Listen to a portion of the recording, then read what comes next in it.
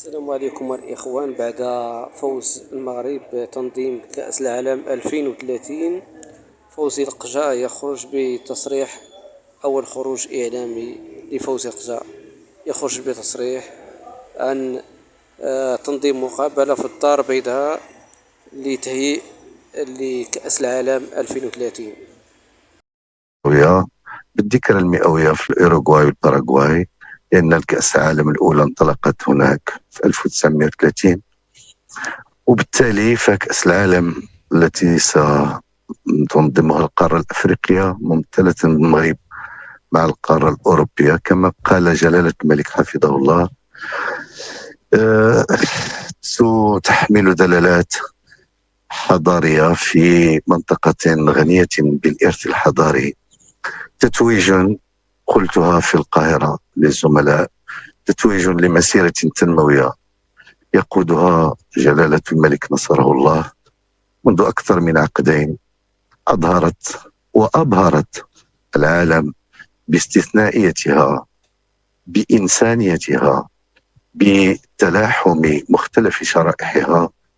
هذا هو اليوم اللي تجعلنا في كل المواقع العالمية استثناء حقيقيا وبلدا ذو إرث حضاري عميق. بزاف عرفت واش المقدمه نتاعي مزيانه ولا؟ تبارك الله عليك. واضحه وجاني بزاف ديال لي ميساج. سي فوزي مصطفى الداودي كيقول لي تحياتي الرجل العظيم سي فوزي القجع، هو كيهضر بالدارجه تبارك الله عليك. بونجور بريزيدون، فيليسيتاسيون. ميساج ديال انس بوكو بزاف ديال ميرسي بريزيدون. وسي فوزي وقاد لك مكواسير الله يرضي عليك ام غيتا. سي فوزي القجع رجل دوله بامتياز، من احسن الرؤساء اللي مروا على مؤسسات الدوله. ونقدر نبقى نص ساعه نقرا في لي ميساج حيت الناس فرحانه. اي سي لوجيك اون بو كومبروندر.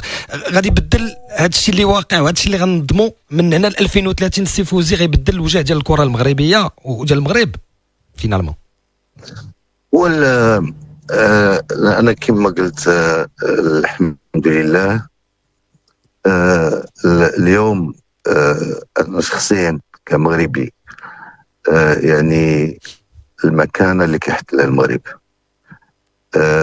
الوضعية المتميزة اللي عند المغرب بفضل كما قلت الرؤية الاستراتيجية نتاع سيدنا لأكثر من 24 سنة. سيدنا الله ينصرو اليوم وضع المغرب، وضع البلد في مسار تنموي يشمل جميع المجالات، وخلى بلادنا تشكل ففي هذه الصيرورة هذه وفي هادو متى تكون هاد المعطيات، فتنزيل نتاع المسار التنموي الرياضي بشكل عام ولا الكروي تيكون امر سهل، واللي قمنا به هذه سنوات، واللي داخل في هذه الاستراتيجيه والتصور الواضح اللي وضعوه سيدنا الله ينصرو. فاش نقول لك، انا شخصيا تنحس براسي دائما انني تنقوم بداكشي اللي خصني نديرو، وبالاكثر من هذا. مهما اشتغلنا، مهما تطورنا، تنقول بانني لم افي وما كنتش في المستوى نتاع التطلعات، ولازم اننا نبذلوا مجهود اكبر واكثر.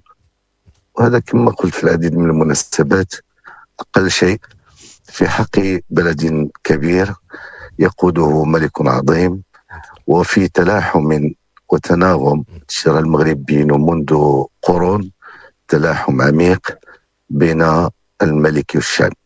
شنو هو الحد سي فوزي بالنسبه لك؟ هو نربحوها ان شاء الله دابا لا كوب دو موند. احنا تنهضروا على الشق التنظيمي، الشق الكروي الحمد لله غادي نكونوا في رابع مشاركه متواليه بعد 18 22 وبحول الله في 26. اعتقد بانه، انا قلتها، بان الجيل الكروي اللي عندنا اليوم لا اللي راه في الفريق الوطني ولا اللي غيلتحق به، لان كاين عندنا مجموعه من الطاقات انتم كتعرفوها، وغادي تجي الفرصه ندخلوا في التفاصيل الكرويه تاع اللاعبين اللي غادي يلعبوا في بلادهم هذا الكاس، وفي ان شاء الله بين الجماهير نتاعهم. وانا كنعرف انه الجمهور المغربي واللاعبين تاع الفريق الوطني عودونا دائما على خلق ملحمات آخرها ملحمة قطر. أعتبرها، وتقدر تسجل عليا هذا الشيء، أنها بداية لكتابة تاريخ مشرق لكرة القدم الوطنية. أنا فيما يخص تنظيم، وأنا تبعت في الأيام الأخيرة مجموعة الردود الفعل والتخمينات والتصورات. المغرب في هذا التنظيم غادي يمثل القارة إلى جوار القارة الأوروبية. على أساسه غادي نعملوا على تنظيم كأس عالم كما جاء في ردود الفعل نتاع مجموعة من المسؤولين في اسبانيا ولا في البرتغال، ولكن أيضا كيف كان جاء في الخطاب سيدنا فكيغالي أنا غادي ننظموا كأس عالم استثنائية تصادف الذكرى المئوية لكأس العالم بين قارتين، بين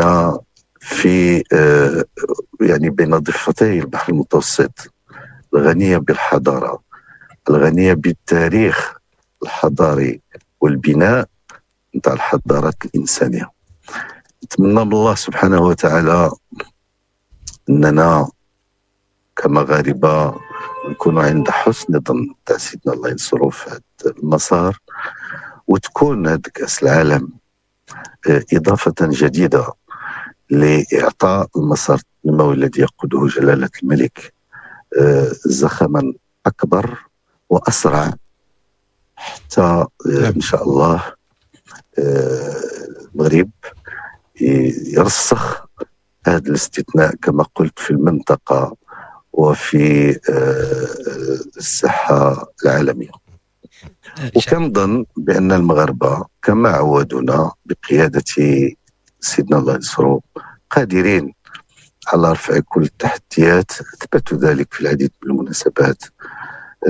غادي يكون تمرين من هنا ل 2030 سنمر من مجموعة من الضغطات، ولها بطبيعة الحال هي كأس أفريقيا للأمم، واللي بالمناسبة أجدد الشكر للعائلة الكروية الأفريقية والقارة الأفريقية اللي اعتبرت أولا أن كأس العالم 2030 هي كأس عالمها.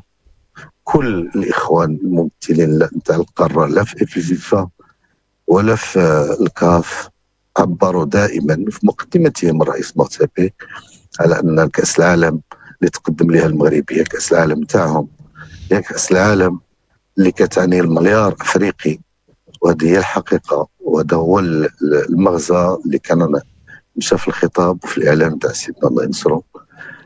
المغرب لن يدخر جهدا في تشريف هذه القارة وفي إعطاء الصورة الحقيقية لطاقاتها ولإمكاناتها، ولإثبات مرة أخرى على أن القارة الأفريقية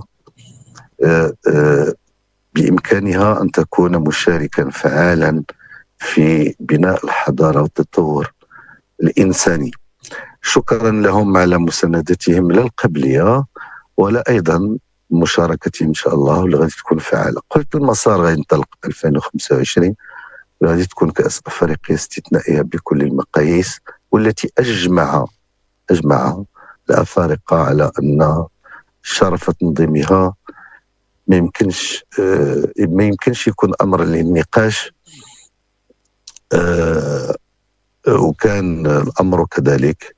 سنمر من محطات أخرى إن شاء الله ترتبط بكأس أفريقيا إن شاء الله النسوية، ثم سنة قبل تنظيم كأس العالم للأندية تاع 32 فريق، ثم تتويج كل هذا المسار تاع البناء والتنمية إن شاء الله في بلدنا تحت قيادة سيدنا الله ينصرو في 2030 بتحقيق وترجمة واقع تنظيم كأس العالم على أرض الواقع في مدن المغرب، في مختلف المدن اللي غادي تحظى بهذا الشرف. وبطبيعة الحال سيكون تتويج لمسار وبداية تطلعات أخرى. الأجيال القادمة قادرة على رفع هذه التحديات وعلى الذهاب أبعد من هذه الطموحات، لأن المغرب كان دائما كما قلت بقيادة رشيدة لجلالة الملك، خزانا للعطاء وبلدا لإثبات قدرات الشباب المغربي أينما كان. Pendant les Jeux Olympiques, président. Non, président, félicitations et bravo. Et je peux dire que nous, on était un petit peu, par notre métier journaliste, un petit peu dans les coulisses. Je peux vous assurer que il y avait une sérénité par rapport à notre dossier. Président, d'abord, un petit bilan par rapport à de la victoire. Je sais que vous êtes un homme de planification. Avant de postuler, كان عندك تكهنات واش دابا بانت لك صعيبة ولا سهلة une fois qu'on l'a eu pour l'avoir cette Coupe du Monde. شوف، هو بصفة عامة الإنسان باللي يحدد، باللي يدير شي هدف، أخطر شيء هو أنه يبدأ يقيم الصعوبة نتاع بلوغ هذا الهدف. خصك تحط الهدف وتدير النية وتتكل على الله سبحانه وتعالى وتآمن بالقدرات وتعرف بأنه أنا كما قلت لك في البداية، المغرب اليوم اللي هو المعطى الأساسي اللي تتدخل واحد المسار ولا واحد المغامرة، دائما عندك واحد لافونس على الشيء الاخر اللي سميتها مكانة المغرب، اللي سميتها الرؤية الاستراتيجية والاستباقية لملك المغرب. وهذه الشهادة كاينة اليوم في مختلف المحافل وفي مختلف الملتقيات، وبهذا الزخم الاستثمار نتاعو بطبيعة الحال الله سبحانه وتعالى هو اللي تيكتب نتائج. احنا دائما كان الطموح نتاعنا هو تنظيم كأس العالم. قلتيو بأن هذا الشيء بدأ المغرب منذ سنة 1994، كل حاجة إن شاء الله تتجي بوقتها.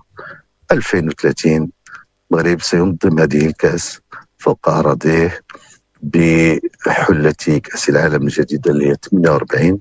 ومن هنا لتما نسرت عليك واحد العدد الأحداث لا تقل أهمية على هذا المعطى، واللي غادي تعطي الفرصة للمغاربة جميعا ملكا وشعبا لإثبات قدراتهم لا التنظيمية ولا الإنسانية والحضارية، وهذا هو الشيء الأساسي